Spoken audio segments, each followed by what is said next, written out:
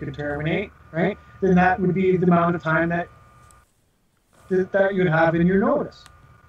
You kind of see what I'm getting at? Yeah. So there is no notice like that. It's just, we just have to be reasonable, right? Because there is no law in the amount of time. It just has to be a reasonable amount of time, and so on and so forth. And the injury comes is when they don't do it. So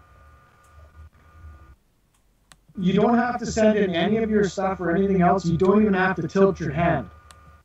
You can have all this all set up, ready to go, so you have your claim, your affidavits, you got, right? You basically got your motions set out that you're going to be, right? Because when we look at the court process and everything, it's already kind of laid out. We already kind of know what's going to happen, so we can pretty much be pretty well prepared for the whole thing before we tilt our hand, right? And as soon as you're ready for that, that's when you send in your deed of release. Because as soon as you send in that deed of release, now you're going to set up fireworks for the government. Like, these are, you're rocking the boat. Like, you know what I mean? Like, hardcore. So it's best, in my opinion, it's best to be prepared so you have it already. So you'd basically get prepared that you'd sell all your assets and everything else. So you're being prepared to do this. So you're putting yourself in the proper position so you can prove that you're not holding any lands. You've released all your rights and duties. You kind of see what I'm getting at? We're basically making out the whole story in one shot. And as soon as a corporation denies to release you as their employee, what does that mean? Isn't that like slavery? You see what I'm getting at? Like, if you're working for somebody and you no longer work for them, well, you can't be working for them. Sorry, it's playing up a bit. I just lost the recording as well. Uh-oh. Yeah, I think it only lost half an hour. I got from 8 till 9, I think, but I've changed where it's being stored now. Okay. Yeah. So basically, it's basically setting your. It's basically because your actions are what the courts are going to look at, not your words. So if you're still holding lands as fee simple and you're still doing all these other things, you're actually going to be showing fact of law that's disputing everything that you're doing. So each section, like the release and the claim of lands, you have to prove certain things. Like with the release, you have to prove that you actually released your rights, duties, and actions. You sent it to them. They've received it. They've either ignored it or told you to go blow, right? And that's your injury right there for the government, right? And then you do the same thing for your claim for your lands, right? The tenant. You send notice to the tenant that's holding the lands, and if they don't make a court date to transfer them to you, right, then they're in breach of the law. Just like the government has to make a court date to release you. The government just can't send you a deed of release and be done with it. They have to make a court date, and they have to go in front of the court judge, and they have to say, we are releasing this individual, right? Just like the tenant has to come in and say, I'm released capacity of the donor as the law states. And now, and that's where it gets tricky, because if the individual in fee simple that you give notice to actually gives you what you give notice to, there is no injury of waste for that property. You see what I'm getting at? That injury of waste for that property is because he's completely unlawfully broken the law. All right? So the writ of waste for all the things that have been done to that land, actually, because that fee simple individual gave you your lands, right? But who told him he could do the waste to those lands? The government. The government gave him a license to cut those trees, to dig that septic field, to build that house there, he had to have permits and all these things, right, for all this stuff.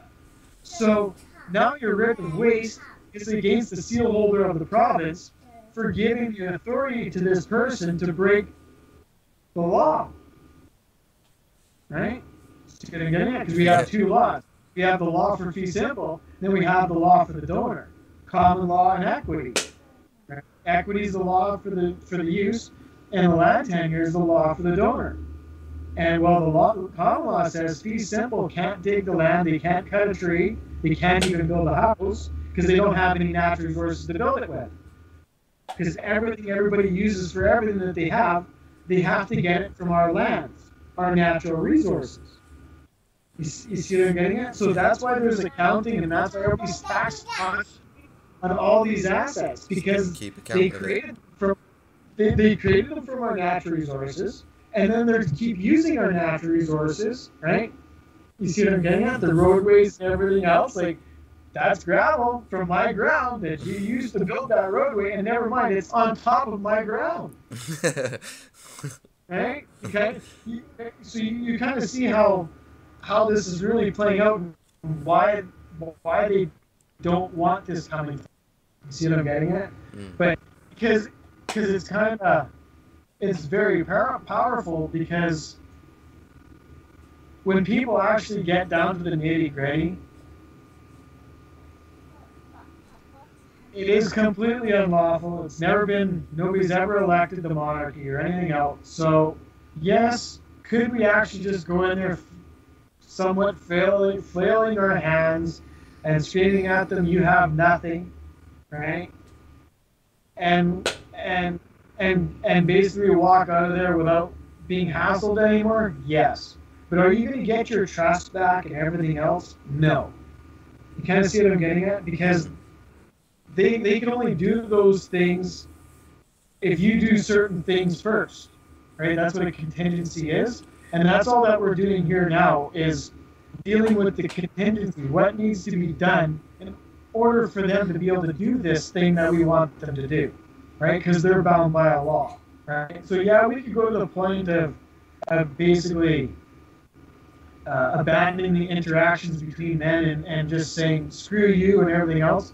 But then we don't get anywhere. We're not fixing anything, right? And we're not bringing it back to the original point to where they can't screw with it anymore, right? So by doing that, we're kind of just allowing them to kind of keep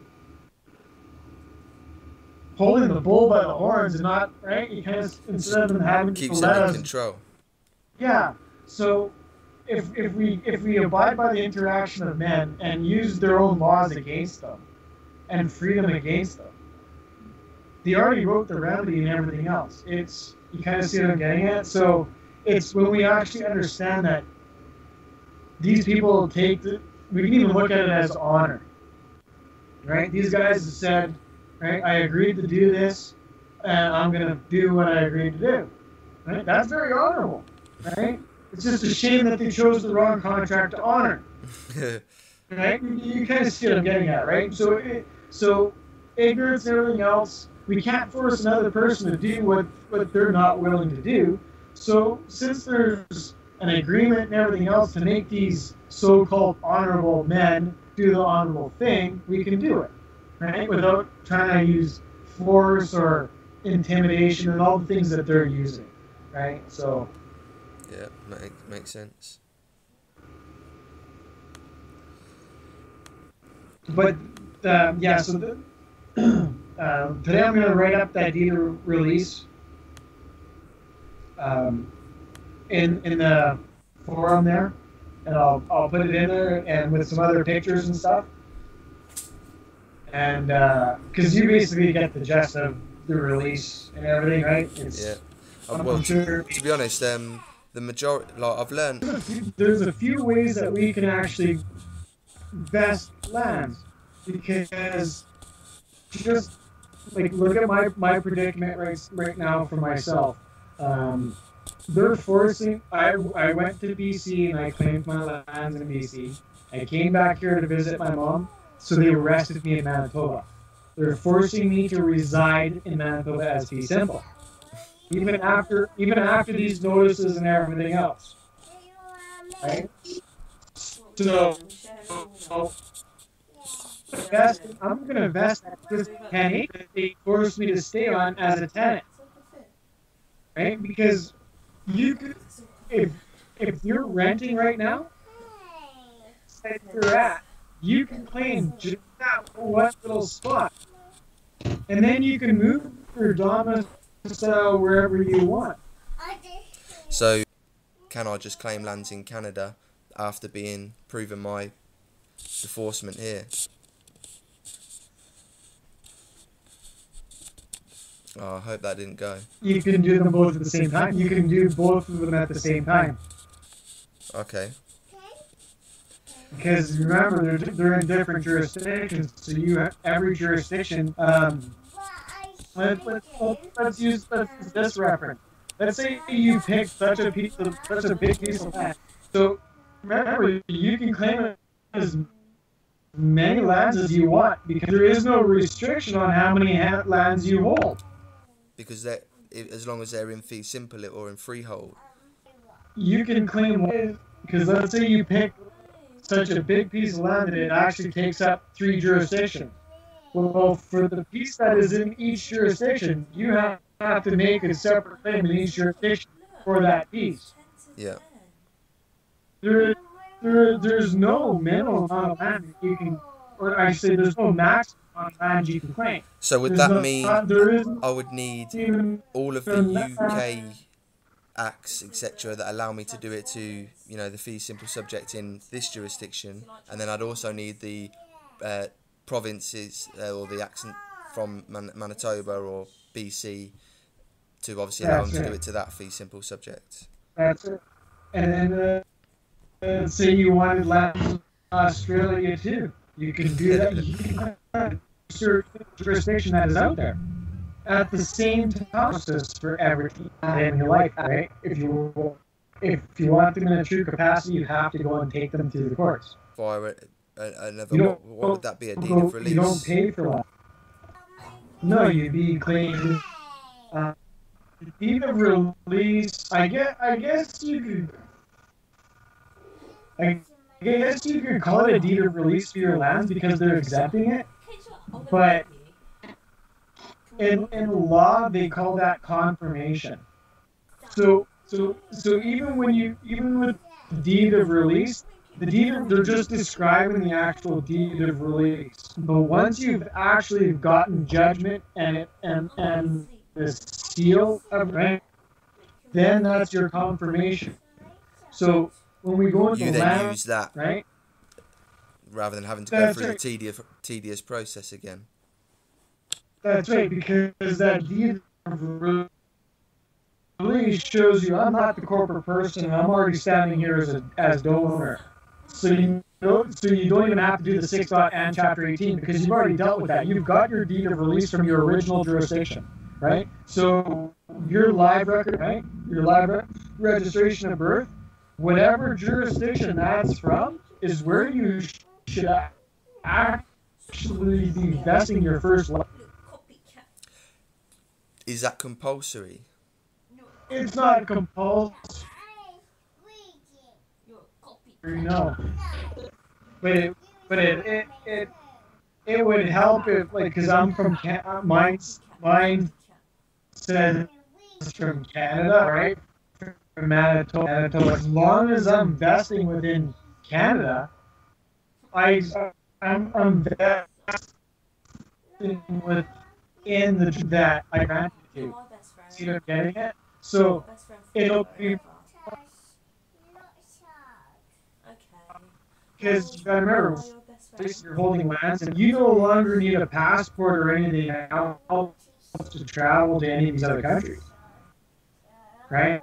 You'll have a passport, but it'll be a different passport than everybody else, right? And let's say you've vested in UK, you want to come to Canada, and same thing here. Before you even come to Canada, you're going to be noticed to the Governor General of Canada and Lieutenant of the province that you're vesting lands in, giving them notice that you're on your way and why. Yeah, you're back. There you go.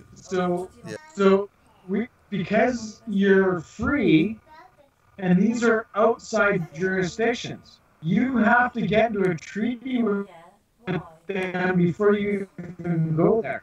So when you vested in the UK and you want, let's say you're going to decide, okay, well now I'm going to move back to, right? Well, now you got to get a, when we go to different jurisdictions that don't have release, we get a treaty to make that deed of release, right? Okay. So because now you'd be considered an individual. If you go to China, or you don't actually get a deed of release from the person that is in control of that jurisdiction, when you go there, you could be enslaving yourself just like going there. Because now there's those laws, now there's no way to get out of it. You see what I'm getting at? Because you already bound yourself in the jurisdiction. So getting in. So traveling would be more important now than ever, because you want to get your releases and everything. As long as they're bound by the common law, they have to abide by that. Getting a charter or an agreement, the jurisdiction that you're traveling into, before you go into it. Yeah, because otherwise you're obviously in agreement again, because you have to. They have to have notice, don't they? That's right. Of who you are, what your capacity is. Yeah. Exactly. Yeah. So in your country, every one of your states or whatever would be bound by the same thing. So do you leave that federal jurisdiction? Can you hear me again? Yeah. It's when you leave your federal, right? You want any other jurisdiction where you have an actual agreement on paid by head of their state stating this agreement that you have with them under seal. Because you got to remember, any agreement under seal, they cannot dispute it, right? So that's why we do agreements with a corporation under their seal. You didn't get that, did you? Well, any agreement you want it under seal, because then they can never dispute it. Yeah. With the releases, we know, because we're talking about things, right? So the only person that can release their right to that thing is the one that actually is in a certain capacity. Yeah. Right? So it's basically saying that if you're the decisor, well, then that means that you're actually the owner in fee simple. So you can't release the real actions to that property.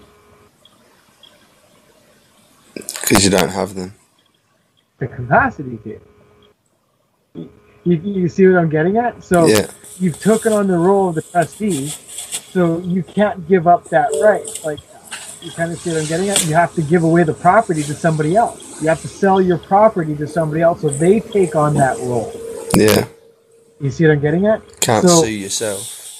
That's right. You can't sue yourself for punching yourself in the face, right? Like, it's kind of just something that is just a well-known fact, right? If you hurt yourself, you do it yourself, right? Yeah.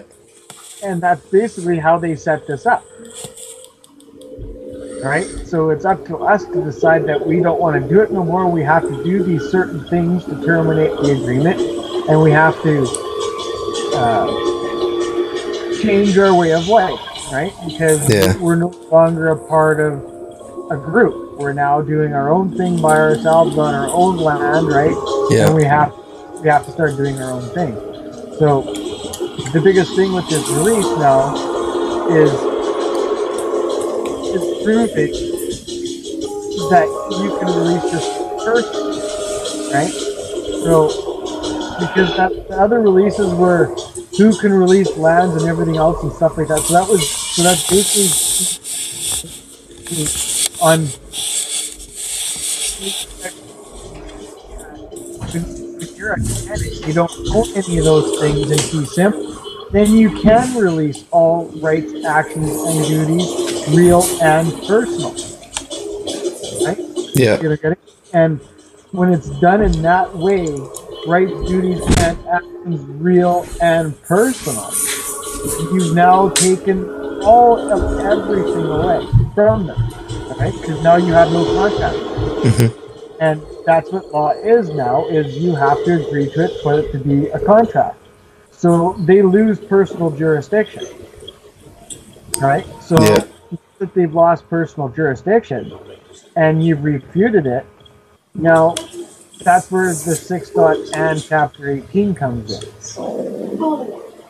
So that's actually where you're actually leaving the entire equitable group, right? Okay, so basically we're basically now have to prove that because we already proved who can and who can't do releases and in what capacities. Yeah. So now we have to add, because now they've added because now acceptance is done by library by session, so that's through the municipal law and the municipal act. I posted the actual book that I sent you. Well, it's not really a book. It's only like a couple hundred pages. Well, for a law book, that's really not a law book. No, you're right. 1,500 pages. So it's kind of like a small law book, I guess. But it just basically goes over just the municipal act and the creation of it through the monarchy. Yeah. And that's where we're actually going to start finding what we need to find for this area of law. And if we start off with like let's say Blackstone, because Blackstone is the one that actually codified the municipal law into the English law for all the countries. So basically, they all follow Blackstone. So if we start with the individual rights of the individual, it basically starts right off with, now as municipal law is a rule of civil conduct commanding what is right and prohibiting what is wrong. So basically, Blackstone keeps hinting about it over and over and over again. In the chapter the study of law, very first page, like third paragraph, the very bottom, he basically is saying, let me just look at this. And in the northern parts of our own island, where also the municipal laws are frequently connected with the civil, it is difficult to meet a person of liberal education who is destitute of a competent knowledge in that science, which is to be the guardian of his natural rights and the rule of civil conduct. Now, I wanted to just start there, because if we actually so the biggest thing to point out is that everything in English law that I can find, by you being a part of the municipal corporation or incorporated into it with your land, is a disability in law. All the treatises on law of agency and everything in private international law, they all state that municipal law is a disability in law. And that goes along with uses and trust, and by being the corporate person, you're barred from your life estate. And even the Bill of Rights 1988 states it. So to move on from that, we go into the corporation, because in Blackstone commentaries, book 1, chapter 18,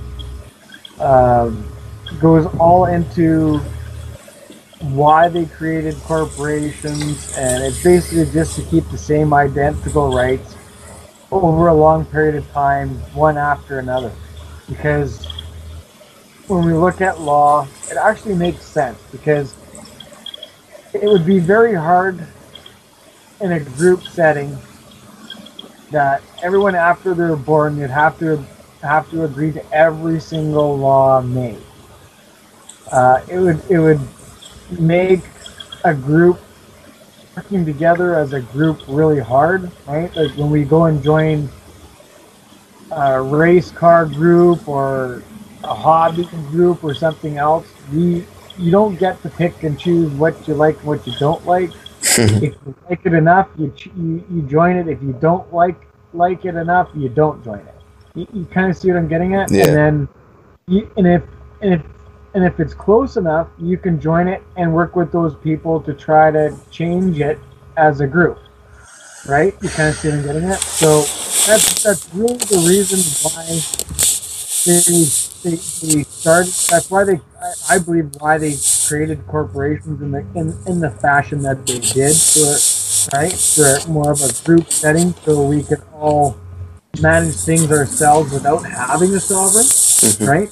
You got to remember that she's still in control of the actual land tenure, so she can't give you the lands, but you're not going and taking the lands like you're supposed to because you've now been freed and you're not taking it. So they're having to create a temporary system here. Yeah.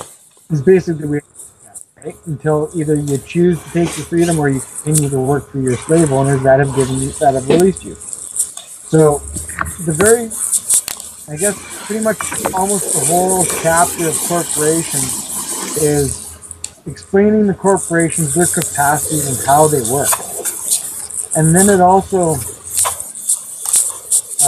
near the end of that chapter, they go into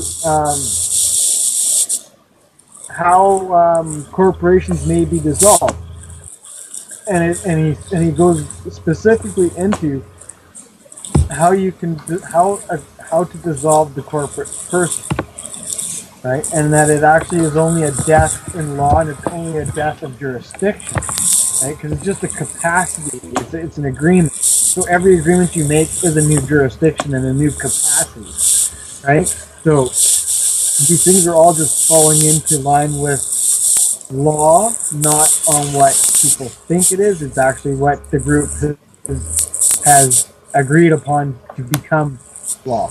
Yeah. If that makes sense. So that's why English law is actually unlawful and made legal, because nobody's actually ever really truly consented to it with full disclosure. They just go along with it. So in Blackstone, he doesn't go into great detail here, but you notice that he gives footnotes.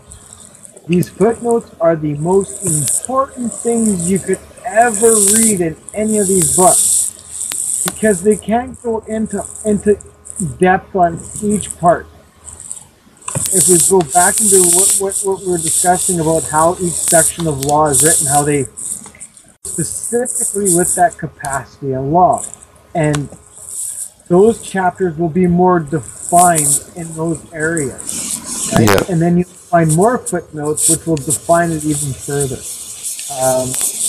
But with Blackstone commentaries, I've found that you only really have to go to that one footnote because he's giving you the creation law in the footnote.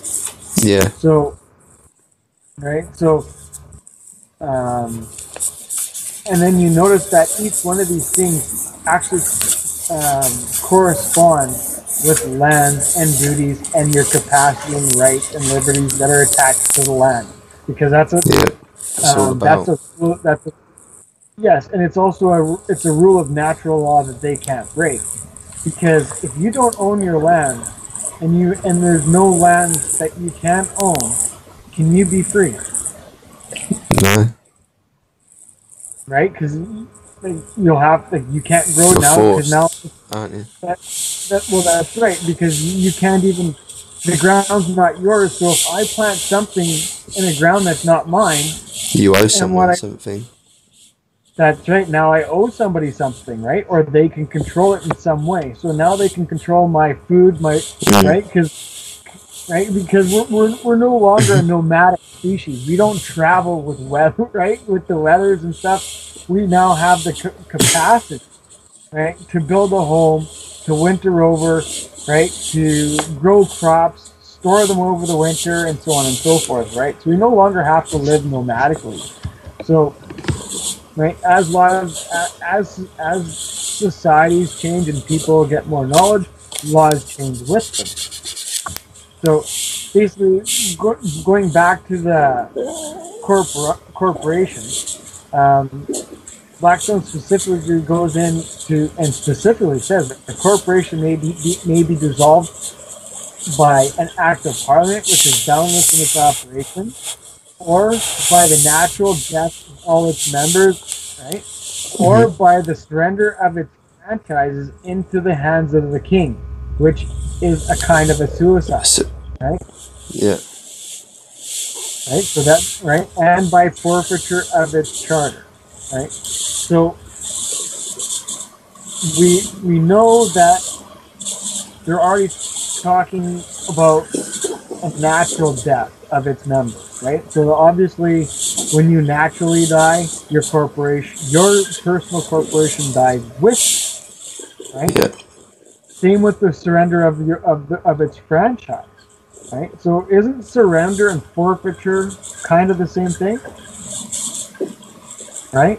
But they're not. Surrender is where you give it. So surrender, if we actually go, when you're reading that commentaries upon Littleton, on what words are acceptable as a release, surrender is one of them. Right? By a forfeiture, is not, right? Because forfeiture is you're forfeiting it. You've given up the right? So that's why I keep stressing to people to be very careful on what terms they're trying to use and everything else in law, because you could accidentally go in and give your lands away forever in an agreement by you not understanding that you gave away all your natural rights away. Because you made an agreement. You didn't give your natural rights away. You gave the land away, but your rights are attached to your land. You kind of see what I'm getting at? So it basically falls into the same line as why we're in the position that we're in now, right? So we've actually de-forced ourselves. We've decised ourselves, right? We've put ourselves into confinement, right? All these things we've actually done ourselves out of our own choice, out of ignorance of accepting an agreement that we don't fully understand. So that's basically why I believe Blackstone specifically put it in here in the way that he has, because he goes by forfeiture of its charter through negligence or abuse of its franchise. Right? So if we're supposed to be acting as the corporate person, but we're actually trying to terminate the life trust, but yet we're going to turn our charter through negligence and abuse of our franchise because we don't have the capacity and law to do that, and it's actually unlawful. You kind of see what I'm getting at? Yeah, so it makes sense. So with this one chapter of Blackstone alone, and especially the last two paragraphs of the chapter is where you find how to dissolve it, and he specifically explains how to dissolve it. And he even quotes when you see like 2.inst. Like let's say 3330, which is number 8, that's quoted in Blackstone's Commentaries and Corporation. That means the Institutes of Laws of England. That's what we were just reading. That's Commentaries upon Littleton. Yeah. Okay, so co.litt, that's Coke upon Littleton. Right? So you'll notice that basically all the things. Oh, and look at here. Here's Statutes 5 and 6, William and Mary, Chapter 20. That's also in the book, right? In the municipal book. So if we're actually looking at all the footnotes that he has for the corporations, right? For everything that he's got written in the corporation, you already have most of this stuff already in all your folders and everything. And that includes the monarchy statutes, right? And same with the release and stuff like that. It's just the fee simple you need, isn't it? Then that's right. That. So basically, that's right. Because now we have the law that proves that we have this right. Now we have to show that we have the right to do it to the fee simple, right? And that's where we look in the legislation law, right? And that's going to be easy for you to find in the UK because it's the exact same thing as here, right? You'll have a bunch of it in the in your Law of Real Property Act, And then there's going to be a bunch in just the law of property, because remember, there's the two jurisdictions. Right? You got personal property, which is just law of property. And then you got the Real Property Act, where you have your immovable things, all the things that are attached to the land, your liberty and everything else. Then you got your Landlord and Tenant Act, and then you got your Commercial Tenancies Act. Then you got your Law of Conveyances Act. That's all you're going to need. It's just going to have slightly different words. Instead of reversion, it might say reversionary interest, right? Or just a future interest, right? See what I'm getting at? So they're the different words they've used is to throw you off, so you can't trace it. Like if you were looking in, you wouldn't necessarily link that then to reversion, would you? Well, that's correct. And also for your keyword search, like in Canada, we have what's called CanLII. So we can search all the case law and all the acts and everything by using a keyword search. So if you go and put reversion into quotes in CanLII, it'll bring up all the case law, all the acts and statutes that have that word in it. Right? So by them changing that word slightly makes it so that search doesn't work. Now it won't pick up that word. Right? So now we have to start searching all these other words, right? Like in futuria, right? In futurio, in futuria, right? Even security, right? And all these other terms that mean use and future interest in an expectancy form.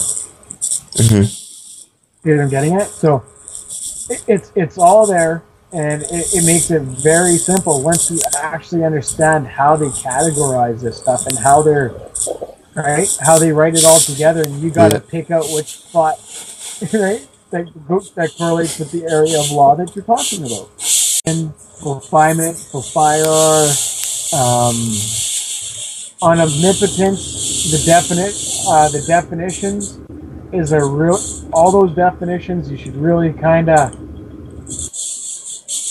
do your best to get a real understanding of them, so when you're reading it, you have the definition and you understand when they say hereditament, they're actually talking about your rights, your liberties, right? When they're talking about the decisor, they're talking about the one in fee simple that's holding the lands away from the owner, right? Fulfillment is the one who's transferred lands to the decisor, right? So let's say you right now didn't know about this, and when you pass on, you leave it to your son and he takes it over. Well, you were the fulfier. I say you're the fulfiee. No, you're the fulfier, he's the fulfiee.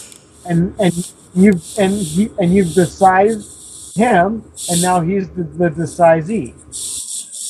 You see what I'm getting at? So those words are just showing you the levels of when you went from donor to the next person to the next person to the next person in the use.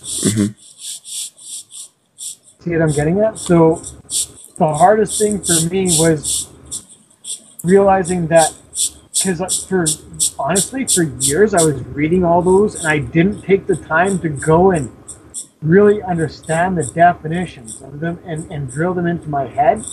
And that was my biggest mistake, is ignoring those key words, because they mean everything in land law. So much more. Law. Yeah, those are truly the determining factors, because they're telling you the capacity. Who actually gave the one who has the lands now, right? You know, and they're all. And when you actually look at Coke upon Littleton, he actually says that all those, the fulfier, the fulfiee, the decisor, the decisee, all those things, including the donee, are all unlawful. The only one that's lawful is donor in proper capacity. So, as long as you're the donor, everyone else doesn't have a leg to stand on, because they only have a use granted by you. Right? It's like if you borrowed me your car, and you say, well, I don't know when I want it back, but you can have it till whenever I return. right? And then you return and you're like, okay, I need my car back. And I'm like, no, you go blow. You're like, no. Right? Like, you don't have a leg to stand on, buddy. Like, it's not yours. Yeah. Right? Like, and I ask you to take care of it, make sure you wash it every week and everything else. And look at it. I open up the door and 20 pounds of McDonald's boxes fall down. Right? So not only did I borrow you my car, you destroyed the damn thing. You didn't maintain it. You never changed the oil. Right? See what I'm getting at? You didn't even change the tires, and now you're driving around on the rim. Okay? So, like, and when you look at people that have houses in fee simple that are letting them slide and things, that's exactly what they're doing. They're breaking the law. And only because the fee simple have given them the right to slack off on those things are the only reason why they can. Yeah. It's when we come back that onus all switches, and now they're screwed. Because now all those exemptions that they wrote for themselves are unlocked. Yeah. They don't. Right? So that's basically what we're trying to tackle here by this release of the corporate person, because by being that is the acceptance. And as soon as we deal with that in the proper fashion, everything else is basically your choice, right? Because you could, because it's a choice. You can stop right after getting all your corporate rights and duties released, and then you're just going to be staying in remainder, and that's called a remainder man, right? And then once you vest your lands, now you're going into reversion, right? Because you got to remember, there's only two types of estates: possession, remainder, and reversion. Yeah. Right. So, and the reason why it's a remainder is because the remainder is left in that person for reversion, but that remainder is gone in possession because you're, so as we can see that for the release of the corporate person, it just basically has to say, all of the right duties and actions, right? Because you got to remember that in that one picture, he's only talking about the right, and the other pictures that are in that release, there's talking about the duties and actions, and they put them all together. So you can go through those and read those and kind of get the more of a gist of it. But that's just how it needs to be written. So basically, you just have to add to that you're right, that it's the corporate person that you're releasing, and that they don't have the right, and that you basically quote the law for them, right? Don't. Yeah. I wouldn't footnote and then attach another document to it. I would just put right in quotes that by surrendering its franchise in the hands of the king, which is a kind of a suicide. Well, you'd write that in your own words in your notice, right? That you're giving them notice of release. And then you would just basically put in there, right? This is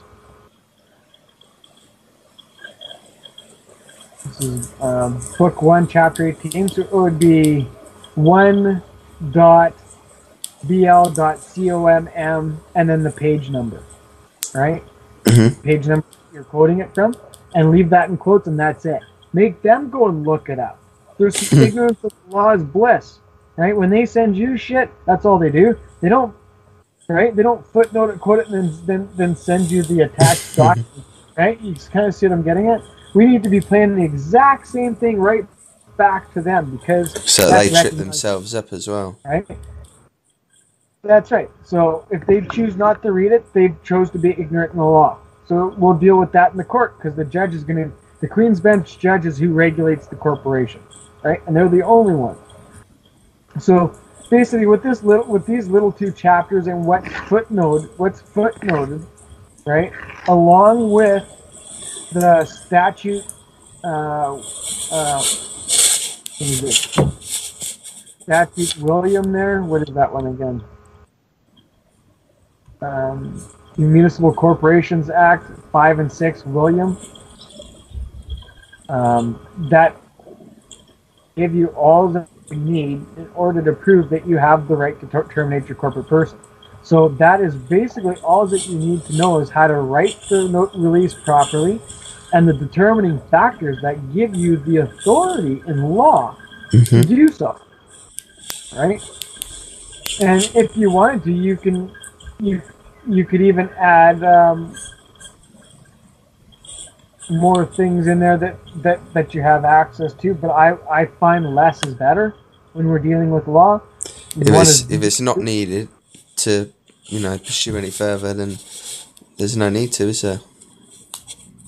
No, just put what's needed. Just about you quitting. Yeah, you want to quit this cashier, and they can't stop you from doing it. It's that simple. Yeah. And if they're going to stop you from doing it, then I'll see you in court in 21 days. Because you only got 20 days to respond to this. Right? See what I'm getting at? So that basically deals with the release and the corporate person. And then that brings you into the affidavit of 6.10.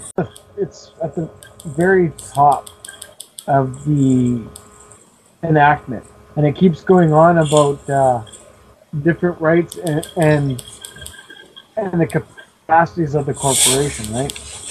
And then also you'd want to quote your Bill of Rights 1688, because you got to remember, once freedom has been granted, it can never be taken back, right? So the Bill of Rights 1688 is the proof that's what I would use myself for proof of freedom, right? And then I would be putting in the things in that 5 and 6 William there about, because that's actually the law that restricts the government, right? You kind of see what I'm getting at? So you want to deal with both. You want to deal with the law that gives you the right and the law that says that they can't do so, they can't force you to do that thing, right? So with the Bill of Rights 1688 releasing you, and it also being succession, right? Because you also want to start proving the succession right away too, because let's face it, that's what this is about. This is about succession of your true rights that are being held in trust, right? This corporate person thing is just a fraud that you have to deal with, that they're using to keep you from getting at it. Right? So basically that's basically all that you really have to do is just basically show that, hey, you are free, you have the right to remove this stuff, and you don't have any right to try to refuse it. That's right. And it's just as simple as that. And then you want to make sure that notice, that it's sent by registered mail and that they sign for it, because that ends up being used as a notice to admit in your claim, because then they have to admit that they got that notice and that they didn't do it, and that right there proves that they were in breach of the law and that they've injured you, and that's it. Now from that point on, if that was the only thing that you were claiming, you would have the ability to put in an affidavit to have a summary trial, so it would be done within a 4 to a 6 week period, right? Because the judge just has to go and determine what was happening and determine whether it was right or wrong and determine what you get for it, right? And I'm getting it? So it makes it so there's no trial needed. And that's what we're trying to accomplish on every single step, is a summary trial, or even better, a default conviction. That's where they don't reply in time. The default conviction is really where we want to be, because our word is accepted then, what we're saying. No, that's the myth about a default conviction. Just because they didn't reply doesn't mean you automatically get your default conviction. You still have to make a motion, write an affidavit, and prove that you have that right to the judge. So then, that's right, because even if you don't turn up, it's still heard, isn't it? You know, it has to be heard. Yeah. But you have to make the motion for it. Let's say that I made a claim against you, and in 20 days you didn't respond to it, and I wait a year and you still haven't responded to it, right? I'd have to make another claim again. You didn't go into default. There is no default judgment on you because I didn't enforce it. Yeah. right? In order for it to be a default judgment, I have to make It's a the notice. action. And the judge has to make an actual determination on it. Yeah. You see what I'm getting at? So all these people that say, oh, I have a default judgment, you don't have nothing. Because you actually go and go to court. You just filed it and they ignored you, and then you ignored them, and it's just... You're now still it's where nothing. you were, yeah. Exactly. They're just laughing at us because this is what we're doing. We're completely on a different planet, almost on a different solar system in law to what's really supposed to be going on. And these are the things that we need to correct in order to get recognition, right? Because let's face it, they can only do what their law says, so you have to show them the law and be within that law for them to do it. Otherwise, they can't do it. And if they did do it, then you'd be after them for doing it anyway. You kind of see what I'm getting at? He's screaming about unlawful and this and that, but yet. So yeah, that pretty much takes care of the deed of release. I'm planning on pretty much writing one up right away and putting it on the site. But as you can see, it's very, very simple, right? You just basically write it in your own words, and then you put in quotes what you're going to use to support it with, right? If it's Blackstone commentaries on a certain page, you put that. If it's the Bill of Rights, you put that, right? And let them go and look it up. Yeah. Right? You gave them all the information, so... You're just right? So you're just literally summarising and saying, look, I know this. This is where it is, and that's it. That's right. There's no need for a 500-page document. Who's going to read it? Justifying it, yeah. Well, if they respond back to you, you got to keep responding back to them until you hit a dead end, right? Where they're saying, no, you don't have that right. And you're saying, yeah, I do, and you can prove it, and they're ignoring it. That's an injury. Now you have to go to court. Okay. You know what I'm getting at? So sending the notice is actually opening up the door for them to come and discuss it with you, right? It's when those discussions end and you have no other choice but to go to court. That's the injury. See what I'm getting at? How long could that discussion go on for? Because I could imagine them, because then realistically they're never gonna bow down to it, are they? So they could just throw a new 1 point for, I don't know, forever and a day. That you're gonna have to keep arguing the toss. Is there not like maybe like a timeline as to when you can just get the judge involved anyway, even if they're not playing ball? If that makes sense. Oh, exactly. As soon as you can prove that, and that's why you want your notice of release to be very short and sweet and right to the point. This way, they can't go off and grab all these other things that don't really mean anything. Yeah. Right? You see what I'm getting at? So the shorter and the sweeter and the more powerful we make it, how can they? They're going to have to combat that point alone, aren't they? Yeah. Rather than bringing in something else. Yeah. Yeah, don't let them take you on that wild goose chase. Say, yeah. Excuse me, but that has nothing to do with this matter.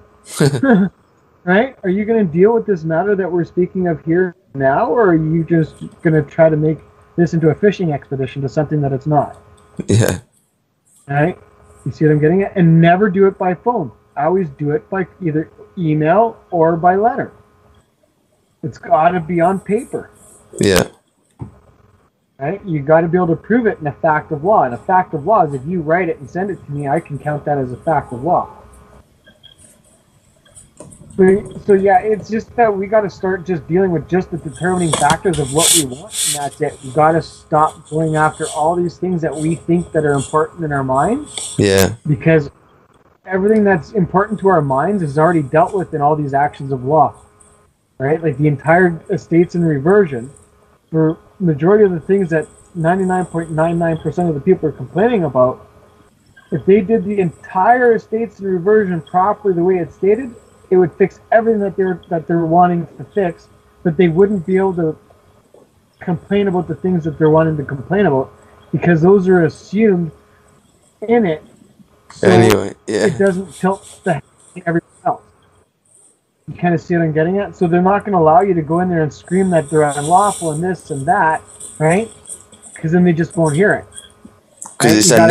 it's an unnecessary discussion. It's not the correct argument to bring forward, is it?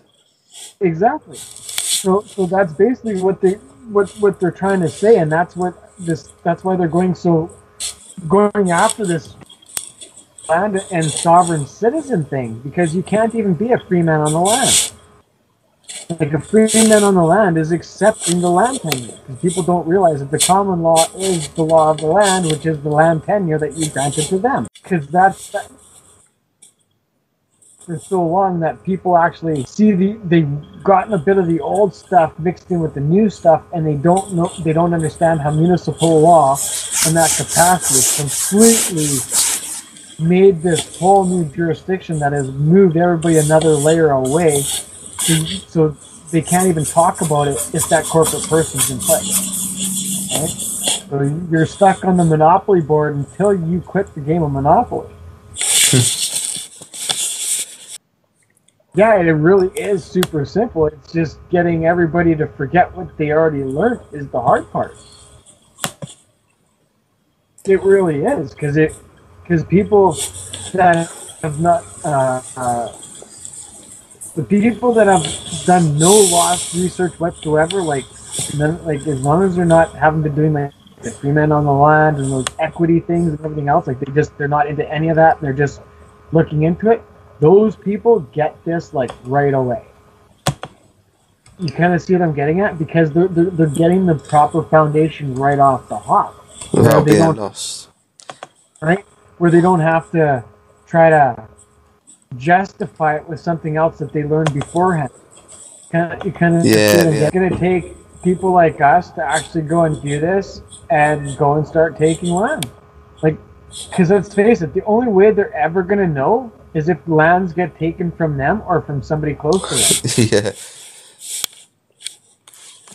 Right? Because the privity of the state. They're not allowed to know that information.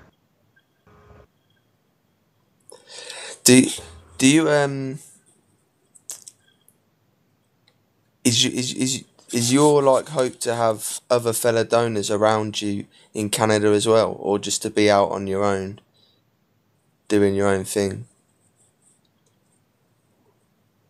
I hope that enough people will leave that we could start our own true de jure societies together, creating a new system of law based on truth and full disclosure. That's what making it bigger, then making your own nice world. That's what I really. Yeah, that's what I hope for. But hey, I'll settle for me by myself being free in the middle of nowhere. If nobody else chooses it, I'm okay with just being by myself and doing my own thing in the middle of it. I really am. But you won't be on your own. I'll be there. I hope it's not going to be just me, but that's the catch, right? Right, and we also got to remember that we are the ones that created all these laws that we're complaining about. Right? We actually elected the people that created the laws that we're complaining about. We allowed them to build the system. You have to give up everything in order to do this. And what happens if they don't recognize it? Is basically what people are getting at. Yeah. Yeah. Well, we kind of got to look at it this way. If it's got a true foundation of law, because it's in all the top scholars, which were judges and everything, right? We've got court scrolls and everything proving all of this stuff. So then it boils down to judges in society doing whatever they want to do. So if it's actually that way, isn't it better to find out now than to find out 20 years or even 50 years from now when there's... Yeah. I suppose that's a justifiable reason, isn't it? yeah, like so, and that's the one thing that keeps me going forward. That this is not freedom, and freedom is never free. It has never been free. No. We fought for freedom. It can't be free if you've Entire got to pay for history. something. That's right, and also we've been fighting for freedom for the entire history of mankind, pretty much, right? Since we started talking about groups and people working together and things like that, right? Turned into others taking advantage of others and enslaving them. And only by the people in those groups in society standing up and saying enough is enough is the only reason why we have the laws that are in place. So if we allow them to ignore them today, they're going to be ignored tomorrow even worse. And that's why we're because we've allowed them to ignore them since 1066. You kind of see what I'm getting at? So jurisdiction over me. Yeah. See what I'm getting at? If you're saying all these things and all these thousands and thousands of books and thousands of court cases and everything else are all proclaiming this stuff, and then when it comes down to it, it's not truth, then none of it's truth. And then we don't have law. And then it means everything that you're saying to me doesn't mean shit. Yeah. Kind of see what I'm getting at? It's kind of, it fixes itself. It really does. It fixes itself. Because the judge can't be in front of you saying that they, right, that they believe in freedom, but yet they're not going to recognize it. Like, we're in a very unique position in time where we've never had the law that we have today to back this up. So, I honestly don't think that anybody has anything to worry about. I'm not, to be honest, I'm not worried either. Might be because I don't have nothing. You know, I've had 4 houses, but even then it's not, because you're going to sell it and hold the cash, aren't you? So if anything, it's going to be an inconvenience for a couple of months. There's another thing that they mentioned as well in the group is if it's possible that if you did make a mistake when you were, presenting your case or whatever, is there any worse punishment other than it just getting thrown out?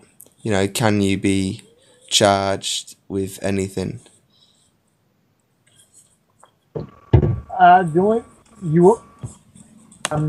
Well, charge is a kind of a funny word in law.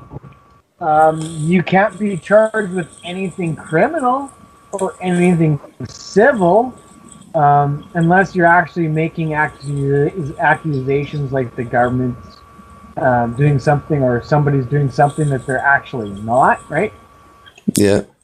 But all they can actually do is give costs to the other side for the case.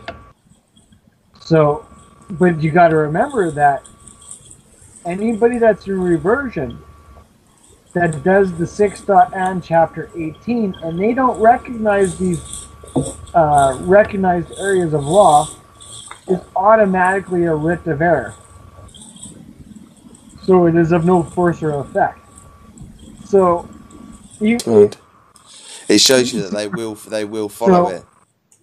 If anything. Oh yeah, they have to, because he's a Queen's Bench judge, and I proved my seat in law, and he ignored it. And not only, that's a fraud on the court also, by a judge ignoring the determining factors for finding your proper jurisdiction in law.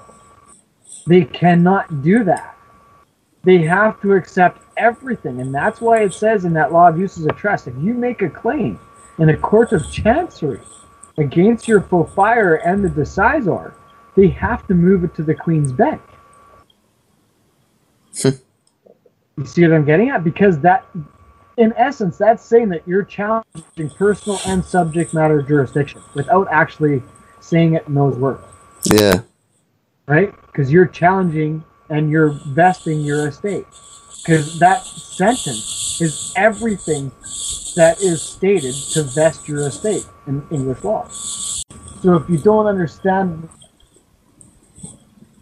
you kind of just read it over and really do much. But once you actually understand the process of each one of them, right, and you read these things a little bit more carefully, because they write things like that's how all law is written. They're never going to just tell you, hey, it's this, because it can't be this flat out as just this, because then that's making a blanket assumption, right? Everybody's in their capacity, everybody makes all their own decisions, and there's millions of different possibilities to each one of these, right? Like what has happened to you compared to what they,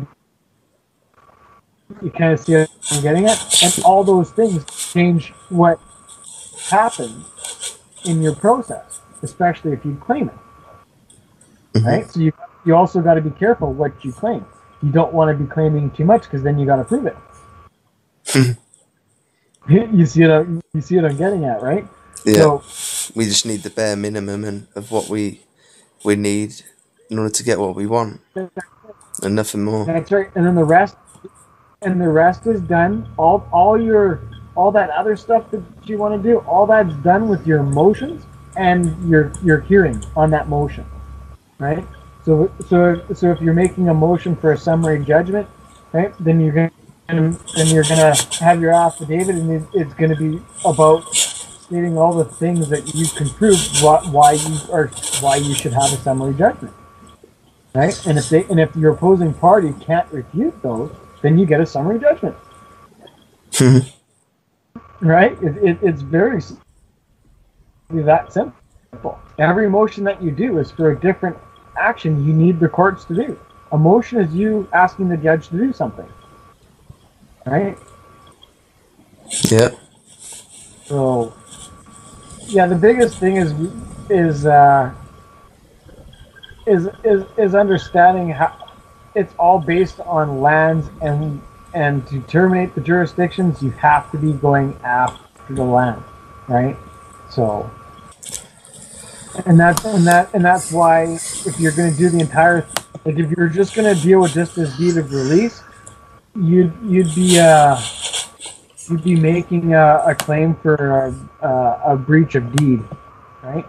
Or a breach of agreement type of thing. Okay. Myself, I'm doing it all in one shot, using a claim of right for the land, right? Which is the claim, which is the writ of entry to decision in the post. That's actually a claim of right in the capacity of a donor. And by doing that, that's where you actually, by basing your claim on your lands, the first thing that you're going to do would be, because then you'd have to be naming the Attorney General of your state or province, and the individual that's holding your land, because you got to deal with the deed of release at the same time. So myself, they forced me to be a tenant on somebody's land, so my claim is towards the government for not only not releasing me, but for forcing me they're forcing me into livery by session, and to be a corporate person, and to live on and pay rent. So you kind of see what I'm getting at. So by us kind of getting the full understanding of the entire thing before we actually start the process, we can actually do the process in a way that baits them.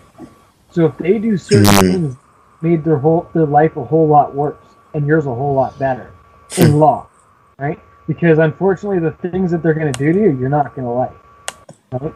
And as long as we understand how they're going to come after us and how to deal with them when they do, it becomes a lot easier, because they're going to come after us with bills of equity, and everybody wants to challenge jurisdiction every single court hearing they have.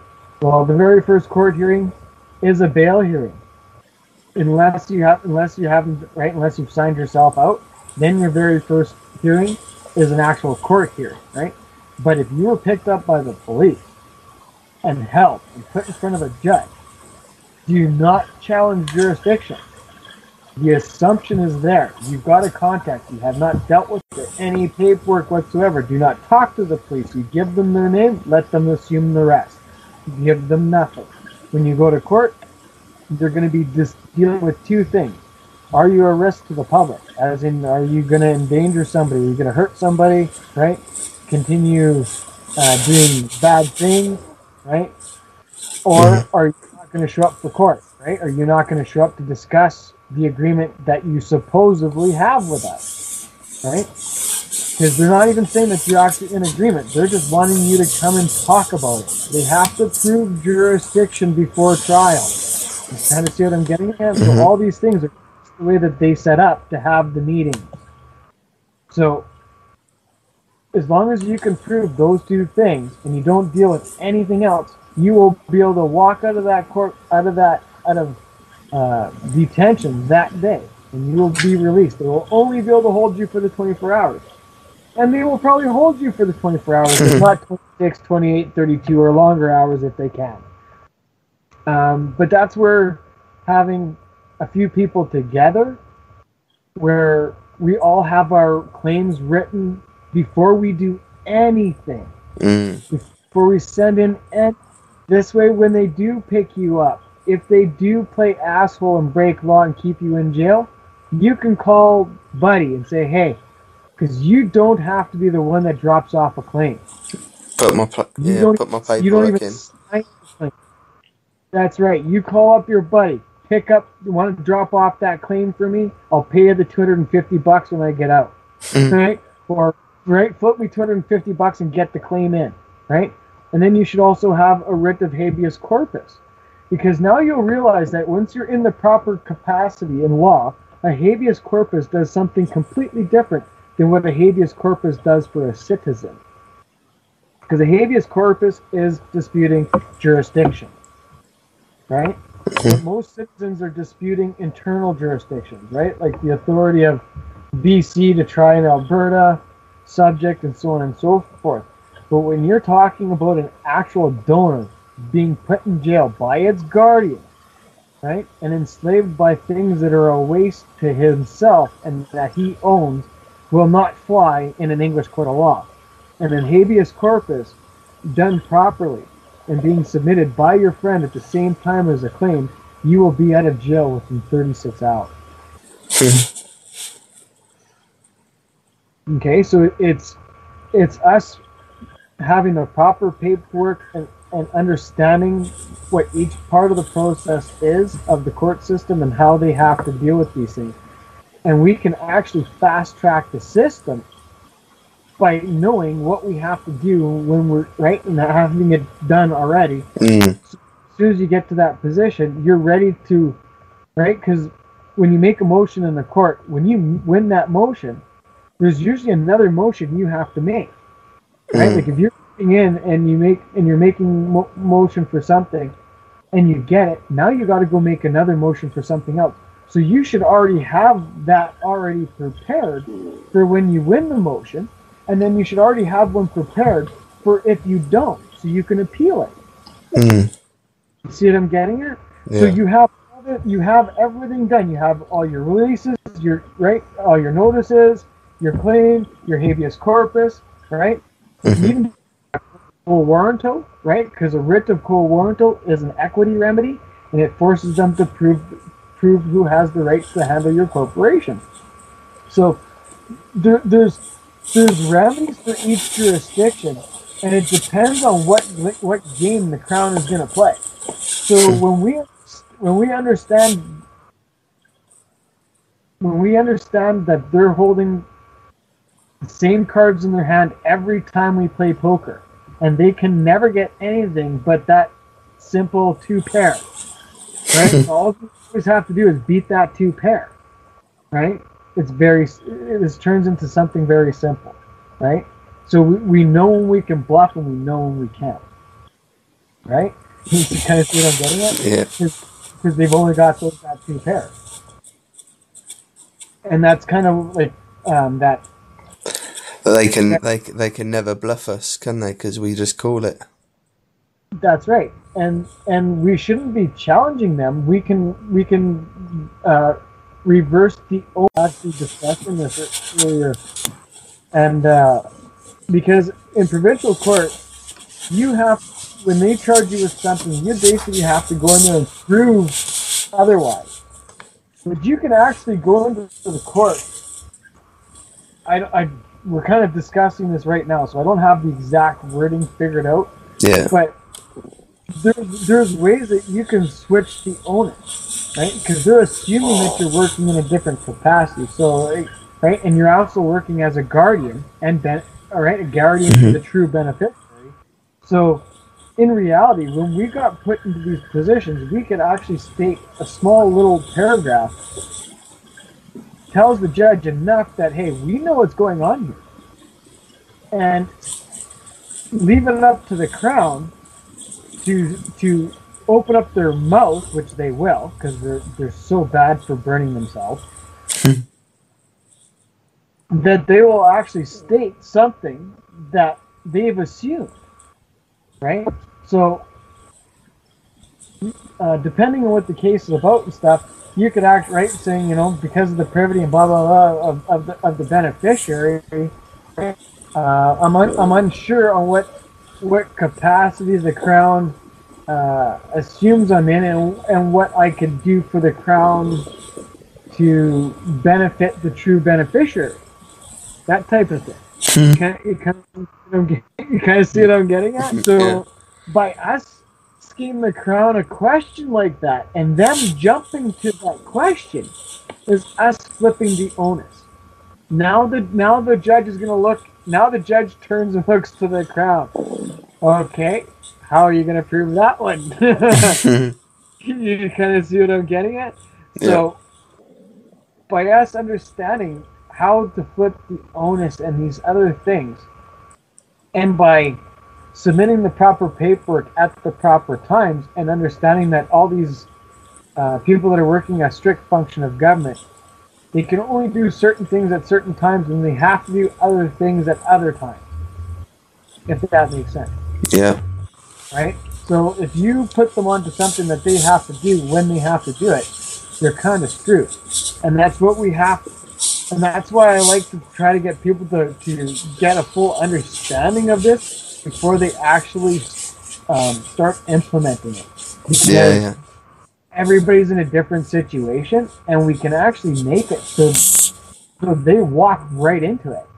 And I've been doing it to the government now for 2 years, and the Crown and the lower subordinates, like the attorney generals of your province in Canada, and the lieutenant governor and the governor general, they and the head ministers, they know what's going on. It's hard to get it's a lot harder to get them to walk into these things, but all of their subjects, all the people that work for them, right, like the directors of these different divisions and everything else, it's really easy to get them to break the law, because they don't understand that they don't understand the different capacities, because they actually have the belief that a lot of people do on Facebook and stuff that there's only one. That's right. And law is bound to everybody the same. Yeah, that's it. Yeah. It's something, right? So they really fall for that, just like the police, right? They fall for that assumption. They actually what they say goes to everyone. That's right. So they can really put themselves in a really bad position really fast if we understand what they're bound by and how these things are judged and determined. Right? Yeah. Upon Littleton, the release section for commentaries upon Littleton, and the release section for Littleton tenures. Littleton tenures is also really good too. I would suggest also going back of Littleton's tenures and doing your word search. I always go to the back of the law books. That's probably the best place to, after you read the preamble and introduction. I generally jump right to the very back of the book. Yeah. And look for your area. Yeah, the key words, and then I kind of look up the key words, and then I start reading the book. Those are the ones that are basically quoted by all the Supreme Court judges and that stuff. So that's why I went with those exact ones. But I have all the other ones too, so I'm making and all the other ones that they're just writs used to be made where you'd actually write the writ out and you'd submit it itself. Mm-hmm. Now, it's all done in your claim. If you actually, you have a copy of my claim? Yeah, I do. When you actually read it again, and you'll notice that as I am making my claim, the determining factors and the things required that are in that are in the writ, like the writ of cert entry, decision, and the post. Mm-hmm. You'll notice that you have to claim your true inheritance, and that you have to claim that you're seized of not only the ownership but also the possession and the fee, Mm-hmm. right? And that it has to be done to certain people and so on and so forth. Since the writs have actually been abolished, and what we have to do is take the determining factors of that writ and write it into the claim. And if you notice at the very beginning, it asks, what do you want for a remedy? And that's where you put in what the remedy of that writ would be. And then throughout your claim, you're writing it in a long form, in summary form, where your opponent has to confirm or deny these things. So are you saying you're not actually using a writ of waste?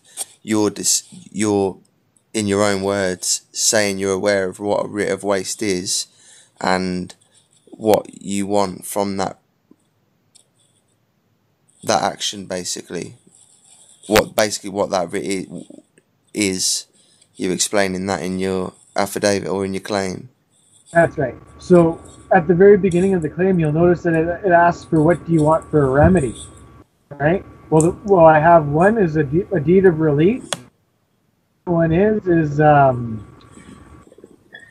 was to do with Queen Anne. I can't remember the exact wording of it, but it's about releasing of your duties and actions from the status KV and the corporate person. Yeah, and the next one was about returning from sea because my death has been the corporate death has been concealed. That I want true owner title of true ownership, right, in my proper capacity. And the next one is a writ of, I believe I went writ of waste next, or did I go writ of prohibition? Yeah, you've got this discovery of a deaf person pretending to be alive to the prejudice of those who claim estates after their deaths. Then you've got your deed of release from the status KV court person, writ of entry certices, writ of waste, writ of prohibition, and writ of mandamus. That's right. So the writ of entry is to get your lands. The writ of prohibition is to prohibit the government from continuing to do any more further actions. Because with me, I'm in a kind of a unique position because they've been attacking me for a very long time and doing a lot of illegal things, and I can actually prove it by their own documents. So that's why for myself I have a writ of prohibition. And I also added the writ of mandamus because I can prove such severity, such severe ignorance of them ignoring the law and ignoring their duties and everything else, that a writ of mandamus is pretty much would be required, because as soon as a judge gives a writ of mandamus to the government, ordering them to do it, if they do not do it, they're held in contempt of court. But it takes a writ of mandamus to take it to that extent. And you have the choice when you're making your claim, if you can prove that they're actually being malicious and everything else, you can ask for a mandamus right off the hop. but otherwise you have to wait until you can prove that individual that you want the writ of mandamus written against is ignoring their duties. So if when you're reading the claim, you'll notice that all those determining factors for each one of those writs is written in my own way, in a fashion that the opponents that are going to be getting the writ are going to have a really hard time denying any paragraphs. Because if they accept every single paragraph right off the hop, it goes right to summary trial. See what I'm getting at? So it's what they refute.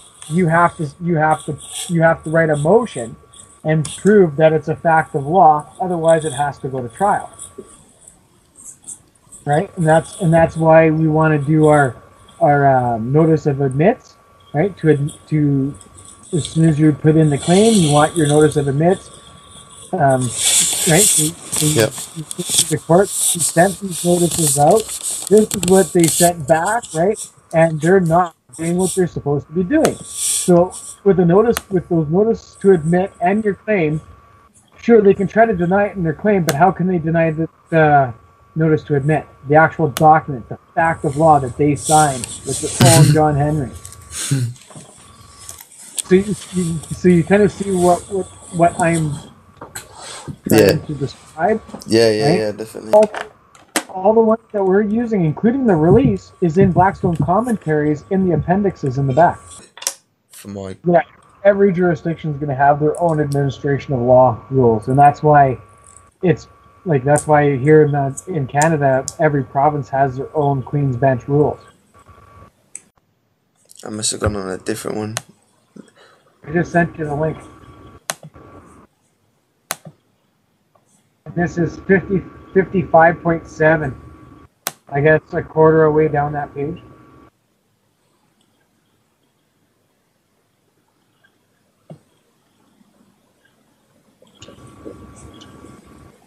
Because we're still in part 55 for trespassers and possession of land, No, I think it is right, because this 55.7, it says in a possession claim against trespassers, Rule 15.2 does not apply, and the defendant need not file a defence. And then I've got 15.2 up here.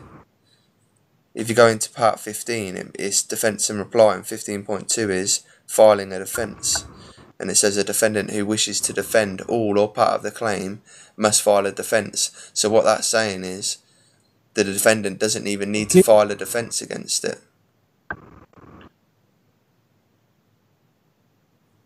Yes, they do. Now read 15.4. What does that say? The period for filing a defence. The general rule is that the period for filing a defence is 14 days after service of the particular claim, or if the defendant files an acknowledgement of service part under Part 10, 28 days after the service of a particular claim. So there you go. You do have to file a response, because now let's go in, because on 55.7 here, on the defendant's response number 4, Part 12, default judgment, does not apply in a claim to which this part applies.